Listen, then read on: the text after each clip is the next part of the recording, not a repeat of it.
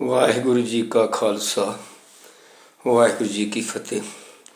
ਸ਼ੁੱਧ ਗੁਰਬਾਣੀ ਉਚਾਰਨ ਦੀ ਚੱਲ ਰਹੀ ਲੜੀ ਵਿੱਚ ਕੱਲ੍ਹ ਅਸੀਂ ਮਹਿਲ ਮਹਿਲਾ ਸ਼ਬਦਾਂ ਦੀ ਸ਼ੁੱਧ ਉਚਾਰਨ ਦੀ ਵਿਚਾਰ ਸਾਂਝੀ ਕੀਤੀ ਸੀ। ਤੋ ਕਿਤਨੇ ਹੀ ਹਜ਼ਾਰਾਂ ਐਸੇ ਨਿਯਮ, ਹਜ਼ਾਰਾਂ ਐਸੇ ਸਬੂਤ ਸਾਹਮਣੇ ਆਉਂਦੇ ਨੇ ਜਿਹੜੇ ਇਹ ਸਿੱਧ ਕਰਦੇ ਨੇ ਕਿ ਮਹਿਲ ਜਾਂ ਮਹੱਲਾ ਉਚਾਰਨ ਕਰਨਾ ਗੁਰਬਾਣੀ ਸ਼ਬਦਾਂ ਦੇ ਸਿਰਲੇਖ ਉੱਪਰ ਜਿੱਥੇ ਲਿਖਿਆ ਹੁੰਦਾ ਹੈ ਮਹਿਲਾ ਪਹਿਲਾ, ਦੂਜਾ, ਤੀਜਾ ਜਾਂ ਚੌਥਾ, ਉੱਥੇ ਮਹੱਲਾ ਪੜ੍ਹਨਾ ਅਸ਼ੁੱਧ ਹੈ। ਤੋ ਇਤਨੇ ਹੋਰ ਸਬੂਤ ਛੱਡ ਕੇ ਅਤੇ ਕਿਸੇ ਇੱਕ ਅੱਧੀ ਕਿਸੇ ਦੀ ਦਲੀਲ ਨਾਲ ਇਹ ਗਲਤ ਉਚਾਰਨ ਕਰੀ ਜਾਣਾ ਇਹ ਵਾਜਬ ਨਹੀਂ ਹੈ। ਬੜੀ ਹੈਰਾਨਗੀ ਦੀ ਗੱਲ ਹੈ, ਉਹ ਦੁੱਖ ਦੀ ਗੱਲ ਹੈ ਕਿ ਵਿਦਵਾਨਾਂ ਨੇ ਕਿੰਨਾ ਦੇਰੀ ਸਮਾਂ ਪਹਿਲੇ ਇਹ ਚੀਜ਼ਾਂ ਸਿੱਧ ਕੀਤੀਆਂ, ਪਰ ਹਾਲੇ ਤੱਕ ਵੀ ਸਾਡੇ ਬਹੁਤ ਸਾਰੇ ਵਿਦਵਾਨ ਸਿੱਖਿਆਰਥੀ ਟਕਸਾਲਾਂ ਇਹੋ ਜਿਹੇ ਉਚਾਰਨ ਸਿਖਾਈ ਜਾ ਰਹੀਆਂ ਨੇ ਜਿਹੜੇ ਕਿ ਗੁਰਬਾਣੀ ਵਿਆਕਰਨ ਨਿਯਮਾਂ ਅਥਵਾ ਬੋਲੀਆਂ ਦੇ ਆਧਾਰ 'ਤੇ ਜਿਹੜੇ ਨਿਯਮਾਂ 'ਤੇ ਜੋ ਸ਼ੁੱਧ ਉਚਾਰਨ ਹੋਣਾ ਚਾਹੀਦਾ ਉਸ ਨੂੰ ਨਜ਼ਰਅੰਦਾਜ਼ ਕਰਦੇ ਨੇ। ਤੋ ਇਹ ਬਹੁਤ ਵੱਡੀ ਗਲਤੀ ਹੈ, ਬਾਣੀ ਦਾ ਬਹੁਤ ਵੱਡਾ ਨਿਰਾਦਰ ਹੈ। ਕੋਈ ਗੁਰੂ ਗ੍ਰੰਥ ਸਾਹਿਬ ਮਹਾਰਾਜ ਦੀ ਬੇਅਦਬੀ ਕਰਦਾ ਹੈ, ਅਸੀਂ ਇਤਨੇ ਨਾਰਾਜ਼ ਹੁੰਦੇ ਹਾਂ, ਪਰ ਜਦੋਂ ਆਪ ਹੀ ਗੁਰਬਾਣੀ ਦਾ ਗਲਤ ਉਚਾਰਨ ਕਰਕੇ, ਗਲਤ ਅਰਥ ਦੇਣ ਵਾਲਾ ਉਚਾਰਨ ਕਰਕੇ ਅਸੀਂ ਐਸੀ ਗਲਤੀ ਕਰਦੇ ਹਾਂ ਤਾਂ ਇਹ ਬੇਅਦਬੀ ਨਹੀਂ, ਇਹ ਵੀ ਬਹੁਤ ਵੱਡੀ ਬੇਅਦਬੀ ਹੈ। ਤੋ ਕੋਸ਼ਿਸ਼ ਕਰਨੀ ਚਾਹੀਦੀ ਹੈ ਕਿ ਜਾਂ ਤਾਂ ਜਿਸ ਵਿਦਵਾਨ ਨੇ ਜਿਹੜੀ ਰਾਏ ਦਿੱਤੀ ਉਸ ਨੂੰ ਉਹਦੇ ਨਾਲੋਂ ਵਧੀਆ ਦਲੀਲਾਂ ਦੇ ਕੇ ਤੁਸੀਂ ਗਲਤ ਸਾਬਤ ਕਰੋ, ਫਿਰ ਤਾਂ ਠੀਕ। ਅਤੇ ਜੇ ਗਲਤ ਨਹੀਂ ਸਾਬਤ ਕਰ ਸਕੇ ਅੱਜ ਤੱਕ ਤਾਂ ਉਹਨਾਂ ਚੀਜ਼ਾਂ ਨੂੰ, ਸਹੀ ਚੀਜ਼ਾਂ ਨੂੰ ਪ੍ਰਵਾਨ ਨਾ ਕਰਨਾ ਇਹ ਕਿੱਥੇ ਦੀ ਸੂਝ ਹੈ। ਤੋ ਆਓ ਅੱਜ ਅਸੀਂ ਇੱਕ ਅਗਲਾ ਇੱਕ ਹੋਰ ਉਚਾਰਨ ਦਾ ਨਿਯਮ ਜੋ ਸਾਹਮਣੇ ਵਿਚਾਰਦੇ ਹਾਂ। ਗੁਰਬਾਣੀ ਵਿੱਚ ਕੱਕਾ, ਹਾ, ਕੰਨਾ, ਕਹਾ ਜਾਂ ਕਹਾਂ ਲਫ਼ਜ਼ ਇਹ ਵਾਰ-ਵਾਰ ਗੁਰਬਾਣੀ 'ਚ ਆਉਂਦਾ ਹੈ। ਕਿਤੇ ਇਸ ਦਾ ਉਚਾਰਨ ਕਹਾਂ ਹੁੰਦਾ ਹੈ ਕੰਨੇ ਉੱਤੇ ਬਿੰਦੀ ਲਗਾ ਕੇ, ਕਿਤੇ ਬਗੈਰ ਬਿੰਦੀ ਦੇ ਵੀ ਉਚਾਰਨ ਹੁੰਦਾ ਹੈ। ਜਿਵੇਂ ਜਪਜੀ ਸਾਹਿਬ ਵਿੱਚ ਕੁਦਰਤ ਕਵਣ ਕਹਾਂ ਵਿਚਾਰ ਵਾਰਨ ਜਾਵਾਂ ਇੱਕ ਵਾਰ, ਇੱਥੇ ਜਿਹੜਾ 4 ਵਾਰ ਮੁੜ ਮੁੜ ਕੇ ਕਹਾ ਆਉਂਦਾ ਹੈ ਇਸ ਨੂੰ ਅਸੀਂ ਕਹਾਂ ਹੀ ਪੜ੍ਹਨਾ ਹੈ। ਠੀਕ ਹੈ ਕਿ ਕੁਦਰਤ ਕਵਣ ਕਹਾਂ, ਮੇਰੀ ਕਿੱਥੇ ਕੁਦਰਤ ਕਿ ਮੈਂ ਵਿਚਾਰਾਂ ਕਹਿ ਸਕਾਂ। ਇੱਥੇ ਕਹਾਂ ਦਾ ਉਚਾਰਨ ਹੈ ਮੈਂ ਕਹਾਂ, ਇਸ ਲਈ ਇੱਥੇ ਬਿੰਦੀਆਂ ਦਾ ਉਚਾਰਨ ਹੋਵੇਗਾ ਚਾਰੋਂ ਥਾਵਾਂ 'ਤੇ। ਹੱਟ ਪਟਨ ਵਿੱਚ ਮੰਦਰ ਭੰਨੈ, ਕਰ ਚੋਰੀ ਘਰੇ ਆਵੈ, ਅੱਗੋਂ ਦੇਖੈ ਪਿੱਛੋਂ ਦੇਖੈ, ਤੁਝ ਤੇ ਕਹਾਂ ਛੁਪਾਵਾ। ਵੀ ਤੇਰੇ ਕੋਲ ਨੂੰ ਕਿੱਥੇ ਛੁਪਾਏਗਾ, ਇਹ ਬੰਦਾ ਕਿਸ ਤਰ੍ਹਾਂ ਛੁਪਾਏਗਾ ਗਲਤ ਕੰਮ ਕਰਕੇ। ਇੱਥੇ ਵੀ ਕਿੱਥੇ ਕਿਸੇ ਥਾਂ ਦੇ ਲਈ ਗੱਲ ਹੈ, ਕਿੱਥੇ ਛੁਪਾਵੇ, ਤਾਂ ਇੱਥੇ ਇਹਦਾ ਉਚਾਰਨ ਵੀ ਕਹਾਂ ਹੀ ਹੋਵੇਗਾ, ਬਿੰਦੀ ਦਾ ਉਚਾਰਨ ਕੰਨੇ ਉੱਪਰ ਹੋਵੇਗਾ। ਤੂੰ ਮੇਰੇ ਗੁਣ ਕਿਆ ਕਹਾਂ ਮੇਰੇ ਸਤਿਗੁਰਾ, ਮੈਂ ਤੇਰੇ ਗੁਣ ਕਿਵੇਂ ਕਹਾਂ, ਇਸ ਲਈ ਇੱਥੇ ਵੀ ਕੰਨੇ ਉੱਪਰ ਬਿੰਦੀ ਦਾ ਉਚਾਰਨ ਕਰਨਾ ਵਾਜਿਬ ਹੈ। ਦੂਜੇ ਪਾਸੇ ਕਹਾ ਸੋ ਖੇਲ ਤੁਬੇਲਾ ਘੋੜੇ, ਕਹਾਂ ਪੇਰੀ ਸ਼ਹਿਨਾਈ, ਕਹਾਂ ਸੋ ਤੇਗਬੰਦ ਗਾਡੇ ਰੜ, ਕਹਾਂ ਸੋ ਲਾਲ ਕੁਵਾਈ, ਕਹਾਂ ਸੋ ਆਰਸਿਓ ਮੂੰਹ ਬੰਕੇ ਐਥੈ ਦਿਸੇ ਨਾਹੀ, ਇਹ ਜਗ ਤੇਰਾ ਤੂੰ ਗੁਸਾਈ, ਇੱਕ ਘੜੀ ਮੈਂ ਥਾਬੂ ਥਾਪੇ ਜ਼ਰ ਵੰਡ ਦੇਵੇਂ ਭਾਈ ਰਾਓ, ਕਹਾਂ ਸੋ ਕਰਦਪ ਮੰਡ ਮਹਿਲਾ, ਕਹਾਂ ਸੋ ਬੰਕ ਸਰਾਈ। ਇਹ ਜਿੰਨੇ ਵੀ ਵਾਰੀ ਇਸ ਸ਼ਬਦ ਵਿੱਚ ਕਹਾ ਲਫ਼ਜ਼ ਆਇਆ ਹੈ ਇੱਥੇ ਇਸ ਦਾ ਉਚਾਰਨ ਕਹਾ ਨਹੀਂ ਹੈ, ਕਹਾਂ ਹੀ ਹੈ, ਬਿੰਦੀ ਸਹਿਤ ਹੀ, ਕਿਉਂਕਿ ਇਸ ਦਾ ਵੀ ਉਚਾਰਨ ਵੀ ਕਿੱਥੇ ਗਏ ਹੋ। ਜਿੱਥੇ ਕਹਾਂ ਦਾ ਅਰਥ ਨਿਕਲਦਾ ਆਵੇ ਕਿੱਥੇ, ਉੱਥੇ ਅਸੀਂ ਇਸ ਦਾ ਉਚਾਰਨ ਕੰਨਾਂ ਲਗਾ ਕੇ, ਕੰਨੇ ਉੱਪਰ ਬਿੰਦੀ ਲਗਾ ਕੇ ਕਰਾਂਗੇ ਕਹਾਂ। ਚੇਰੀ ਤੇ ਸੁਮਤ ਕਹਾਂ ਤੇ ਪਾਈ, ਇਹ ਚੇਰੀ ਤੂੰ ਇਹ ਭਲੀ ਮਤ ਕਿੱਥੋਂ ਪ੍ਰਾਪਤ ਕੀਤੀ ਹੈ, ਇੱਥੇ ਵੀ ਕਹਾਂ ਠੀਕ ਹੈ। ਇਸ ਤਰ੍ਹਾਂ ਦੋਇ ਘਰ ਜੋੜ ਕਰੀ ਅਰਦਾਸ, ਚਰਨ ਪਖਾਰ ਕਹਾਂ ਗੁਣਤਾਸ, ਇੱਥੇ ਕਹਾਂ ਦਾ ਮਤਲਬ ਹੈ ਮੈਂ ਕਹਿੰਦਾ ਹਾਂ, ਇਸ ਲਈ ਇੱਥੇ ਵੀ ਨਿਜ ਲਈ ਹੈ ਕਹਾਂ, ਇੱਥੇ ਵੀ ਬਿੰਦੀ ਦਾ ਉਚਾਰਨ ਹੋਇਆ। ਕਾਸ਼ੀ ਫੂਟੀ ਪੰਡਤਾ ਧੁਨ ਕਹਾਂ ਸਮਾਈ, ਵੀ ਜੇ ਕਾਂਸ਼ੀ ਦਾ ਭਾਂਡਾ ਟੁੱਟ ਜਾਏ ਤਾਂ ਉਹ ਧੁਨ ਕਿੱਥੇ ਚਲੀ ਜਾਂਦੀ ਹੈ, ਜਿਹੜੀ ਪਹਿਲਾਂ ਧੁਨ ਸੀ ਵਿੱਚੋਂ ਫੁੱਟੇ ਭਾਂਡੇ 'ਚ ਧੁਨ ਕਿਉਂ ਨਹੀਂ ਆਉਂਦੀ, ਕਿੱਥੇ ਚਲੀ ਜਾਂਦੀ ਹੈ। ਇੱਥੇ ਵੀ ਕਹਾਂ ਉਚਾਰਨ ਠੀਕ ਹੈ। ਹਮ ਨਹੀਂ ਹੋਤੇ ਤੁਮ ਨਹੀਂ ਹੋਤੇ ਕਵਣ ਕਹਾਂ ਤੇ ਆਇਆ, ਇੱਥੇ ਵੀ ਕਹਾਂ ਬਿਲਕੁਲ ਉਚਾਰਨ ਠੀਕ ਹੈ।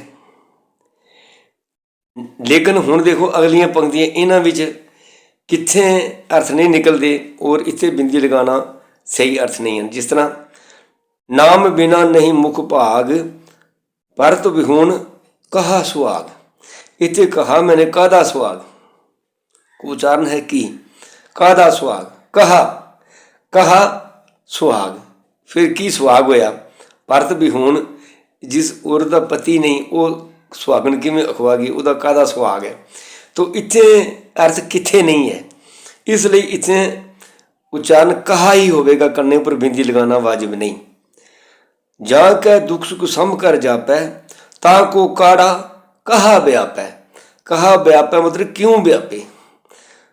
ਜਾਂ ਕਹਿ ਦੁੱਖ ਸੁਖ ਸਮ कर जापै, जड़ा बंदा दुख सुख नूं बराबर करके जान लग पिया, जो नर दुख में दुख नहीं मानै, सुख सनेर पै नहीं जाके कंचन माटी मानै, इस ब्रह्म ज्ञान की अवस्था का जड़ा बंदा बन गया, ता को काड़ा कहा व्यापै, उन्होंने काहदा काड़ा। इत्थे कहा उच्चारण ठीक है, इत्थे कहाँ बिंदी लगा के उच्चारण करना ठीक नहीं। ये असीं देख लिया कि अर्थ किस तरह दे दे रहा है ये शब्द उस पंक्ति दे विच, उस प्रकरण दे विच, फिर असीं इहदा उच्चारण सही कर सकांगे। संतन के बंधन काटे हर राय, ता को कहा व्यापै माए। फिर उन्होंने माया क्यों व्यापेगी, जिन्हों के संतां ने बंधन कट दिते, ता को कहा व्यापै, काहदे लई व्यापेगी, क्यों व्यापेगी।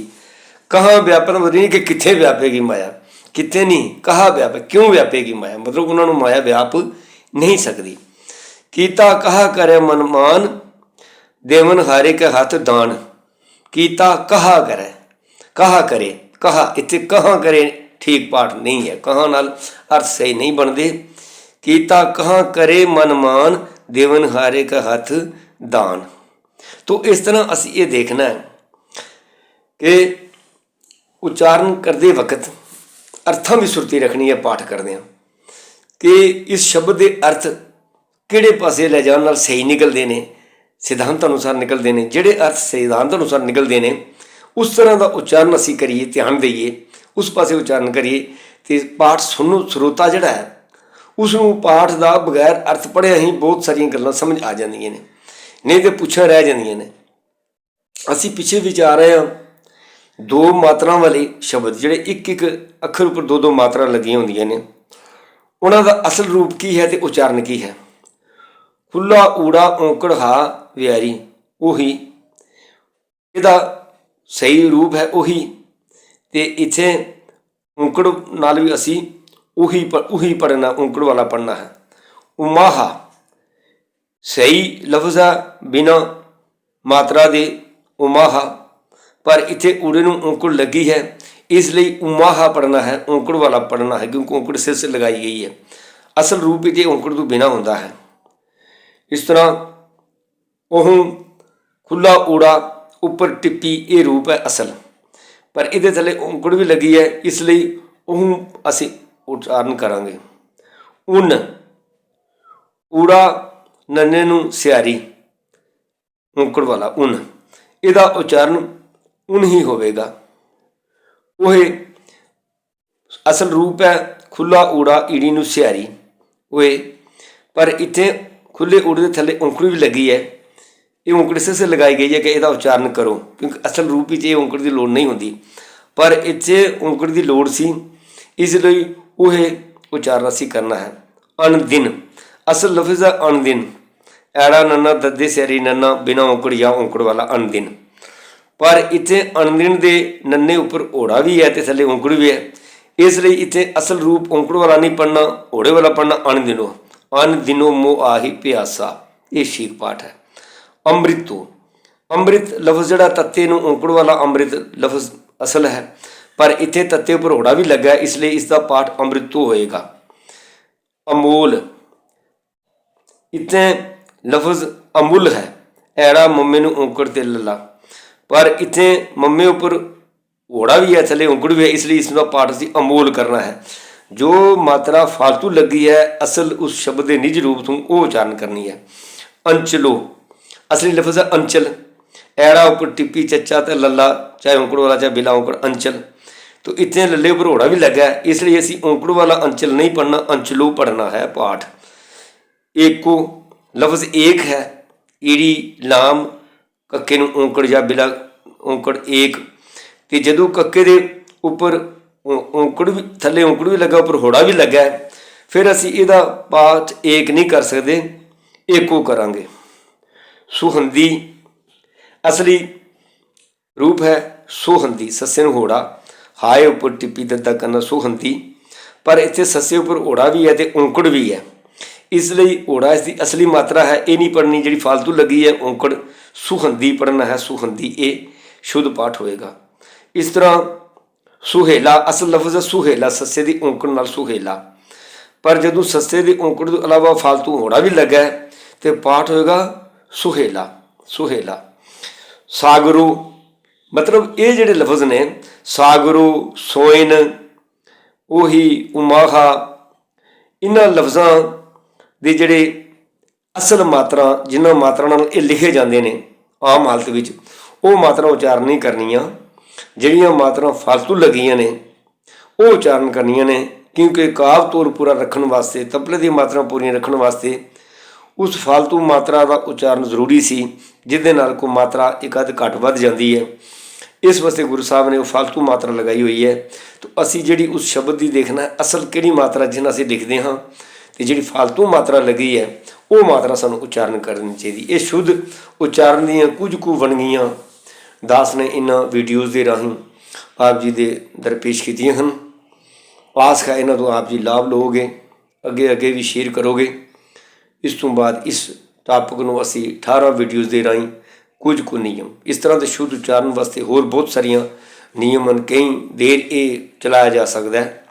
पर दास ने जिन्ने नॉलेज जितने अज्ञात विच आए हैं उतने नहीं आप जी के सामने रखे हैं। असी सारे गुरु ग्रंथ साहब जी के पाठी प्यार सत्कार नाल बाणी पढ़ीए, सुरती अर्थां में टिका के पढ़ीए। जिन्नी देर सुरती अर्थां में टिका के ना पढ़ा जाए तो पाठ शुद्ध होने का मतलब ही नहीं है। अर्थां में सुरती रखांगे तो समझ आएगी कि कित्थे असी रुकना है, कित्थे किहड़े शब्द असी किवें उचारण करना है। लफ्ज़ शाह है, सा है या साहा है, साहा भी आउंदा है, शाह भी आउंदा है, साह भी आउंदा है स्वासां वास्ते। तो अर्थां में सुरती रखांगे तो समझ आएगी कि किहड़ी पंक्ति विच इस शब्द का किहड़ा उचारण करना जिहड़ा वाजिब है। वाहिगुरू जी का खालसा, वाहिगुरू जी की फतेह।